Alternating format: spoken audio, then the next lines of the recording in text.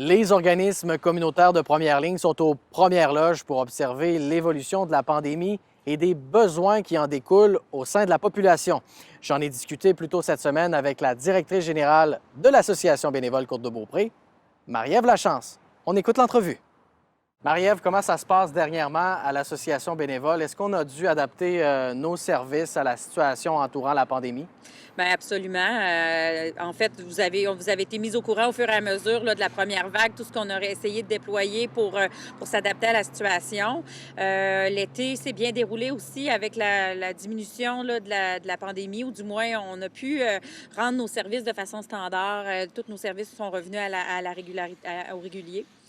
Et là, bien, on rentre dans une deuxième vague. On cherche à continuer de s'adapter à la situation. C'est sûr qu'on maintient des services comme la popote roulante. On sait depuis le début à quel point c'est important là, d'amener la nourriture chez nous, chez notre clientèle, chez nos aînés. Donc, le service de popote roulante est maintenu. 5 encore avec des mesures de sécurité rehaussées. Et là, bien sûr, on se questionne beaucoup, puis on travaille beaucoup plus du côté du soutien moral. On veut être là pour que notre clientèle se sente supportée, soutenue. On sait présentement que les enjeux sont grands du côté de l'état des gens, les changements de température, les changements de lumière, la deuxième vague qui apporte son lot de peur, d'inquiétude. Donc, ce qu'on cherche à faire encore plus fort, c'est d'être là, présent en soutien. Donc, on travaille fort avec nos services là, de travail de milieu, de proches aidants, de soutien aux proches aidants, les appels d'amitié. Donc, on est en train d'adapter ces services-là. Puis, on a encore plein d'autres idées en tête là, qu'on est en train d'essayer de mettre en place là, avec des partenaires là, pour être capable d'être présent en prévention. Est-ce qu'on peut dire que les besoins ont évolué là, comparativement au printemps dernier? Bien, évoluer, oui, j'aurais envie de dire oui. Probablement que les besoins alimentaires sont encore aussi grands. C'est juste qu'on n'a pas cessé d'y répondre. Fait qu'on sent pas qu'il y a un changement de ce côté-là. On a maintenu notre service de popote roulante à 5 donc c'est maintenu à un cap de 130 clients. Ça va très bien. Par contre, on sent que la détresse est plus grande. Les gens nous appellent, les gens ont peur, les gens vivent des inquiétudes. Certaines personnes tombent dans un état qu'on va dire dépressif. Donc, on sent que notre équipe d'intervenantes va être de plus en plus sollicitée.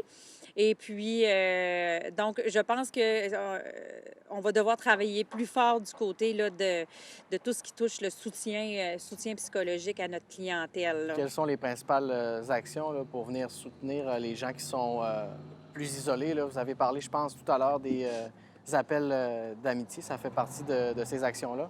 Bien, absolument. En fait, on les a mises en vigueur à la première vague et là, on est prêt. On a une vingtaine de bénévoles déjà mobilisés, prêts à aider là, des gens, c'est-à-dire aider à créer des liens avec ces personnes-là qui se sentent seules parce qu'ils sont encore privés du contact de leur entourage ou qui sont seuls tout court.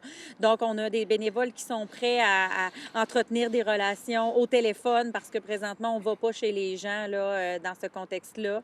On a notre travailleuse de milieu qui est là. Autrefois, bien, autrefois, comme si c'était il y a si longtemps, mais avant la COVID, elle était dans les restaurants, elle était partout, puis elle pouvait créer des liens avec les aînés, puis Échanger. ouais, échanger. Alors que là, on ne peut pas faire ça. Donc, elle est au bout du fil, elle est là, disponible pour aider les gens, écouter, offrir du support, les accompagner aussi vers d'autres ressources, parce que, tu sais, il y a plein d'autres ressources de disponibles. Donc, et finalement, bien, on a aussi une intervenante qui est plus dédiée aux proches aidants. Donc, elle, tu sais, on sait que les proches aidants ont été énormément sollicités avec la COVID, étant donné qu'on n'a pas pu voir beaucoup de gens. Donc, on sait qu'il y a un épuisement qui s'est installé. Puis, notre intervenante aux proches aidants est là, disponible pour eux, soit pour de l'intervention individuelle, de groupe. On a des conférences. Donc, ça, c'est un volet clinique qui est bien important puis qui est en vigueur. Puis, comme je disais tantôt, bien, on est en train de penser à un autre volet là, de notre offre de service pour être plus en prévention, aller soutenir les gens en amont là, avant que la détresse s'installe. Et est-ce que les services d'aide alimentaire sont de plus en plus en demande, comme on l'avait vu au printemps dernier? Bien, pas autant parce que en fait, nous, on est intervenus sur le point de vue alimentaire parce que les aînés avaient une interdiction, du moins Un confinement. un confinement qui faisait en sorte qu'ils ne pouvaient pas se déplacer pour aller chercher leur nourriture. Donc, c'est sûr que là, ça a créé de la demande, assurément, tandis que là, ils ne sont pas placés dans cette situation-là. Ils peuvent aller à l'épicerie, ils peuvent continuer d'aller faire leurs courses. Donc, l'enjeu est peut-être un petit peu moins grand pour les aînés. Par contre, on sait qu'il y a énormément de gens qui ont perdu leur emploi. Donc là, la tablée 138, elle, est en demande, c'est-à-dire que tout ce qui touche l'aide alimentaire, les besoins sont encore là, voire même plus grands en raison de la situation économique actuelle, là. Le printemps dernier aussi, il y a des gens qui étaient en confinement, qui ont décidé de faire du bénévolat. Est-ce que ces personnes-là sont de retour sur le marché du travail? Est-ce qu'il y a un manque à gagner en termes de bénévoles là, au sein de votre organisme? Bien, absolument. En fait, au printemps dernier, on a été très privilégiés. C'est plus de 100 bénévoles là, qui sont arrivés. Bien, plus de 200, mais on en a utilisé un peu plus de 50. Et j'en profite très rapidement pour les remercier. Je le sais qu'ils sont de retour en classe, au travail, puis ils ont été tellement importants pour nous. Donc, oui, aujourd'hui, je me permets d'informer la population qu'on a encore des besoins en termes de bénévolat. On lance une campagne de recrutement dans les prochains jours là, pour des services comme les appels d'amitié, la popote roulante, l'accompagnement transport. Donc, j'invite la population qui a envie de donner un coup de main, que ce soit une journée par semaine, une journée par mois, peu importe la disponibilité, à nous contacter. Puis, c'est sûr qu'il y a des super beaux maillages à faire avec les services qu'on offre actuellement, Je là. pense que c'est important de souligner également le fait que vous avez travaillé fort pour assurer la sécurité, la santé des bénévoles. Là. Il y a plusieurs choses qui ont changé dans votre façon de fonctionner. Là. Bien, tout à fait. En fait, c'est sûr qu'à l'intérieur des locaux, tout a été adapté. Donc, des cloisons, c'est sûr qu'on a des mesures, des équipements de protection mis à la disponibilité des bénévoles, gants, masques, visières, parce qu'on le 2 mètres n'est pas toujours facile à respecter dans un contexte comme la popote roulante. Donc, on est très confiant qu'on a des mesures de sécurité là, rehaussées à l'intérieur, même dans les véhicules. On a mis des cloisons avec Christian La Jeunesse de La Jeunesse et Frères, le Nest Safety Shield. Donc, on a tous les équipements nécessaires pour sécuriser et nos bénévoles et la clientèle. Puis c'est vraiment quelque chose qu'on met en avant-plan parce qu'on travaille avec la clientèle qui est dite vulnérable par rapport à la COVID-19. Donc, tout ce qu'on pouvait faire pour protéger ces gens-là tout en les aidant est en place. Mais mettre ça en place, ça engendre quand même des frais. Avez-vous eu droit à du soutien gouvernemental là, pour Oui. mettre en place des aménagements? Là?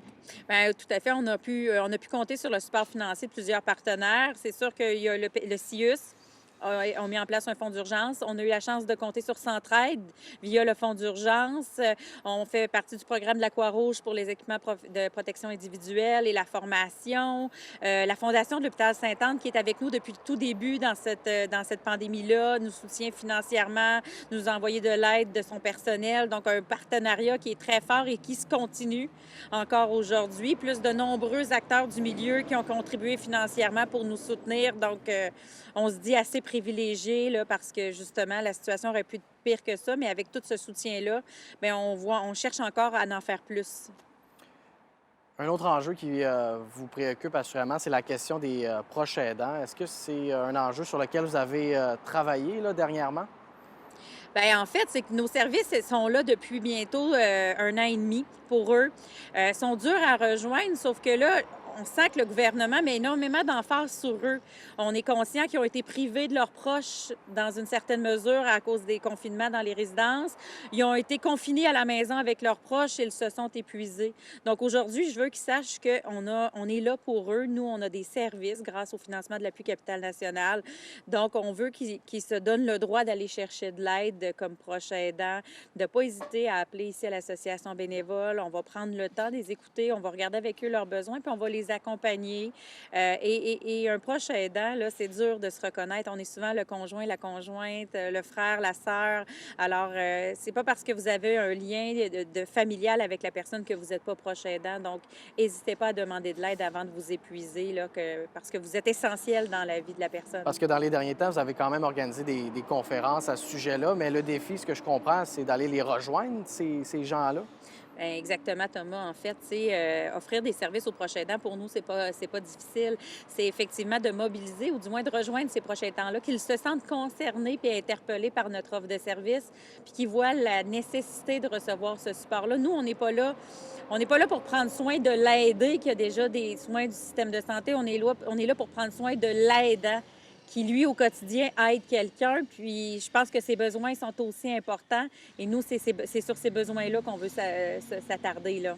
Est-ce qu'on peut dire en résumé que la clé du succès pour l'Association bénévole Côte-de-Beaupré en ce moment, en temps de crise, c'est vraiment la communication?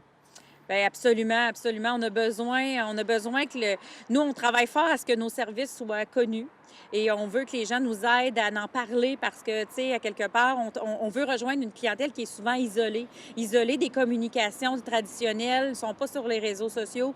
Donc, on a besoin que la population nous entende et serve de bouche à oreille pour communiquer avec leurs proches puis les informer que ce qu'on fait, ça existe et c'est fait pour eux, en fait.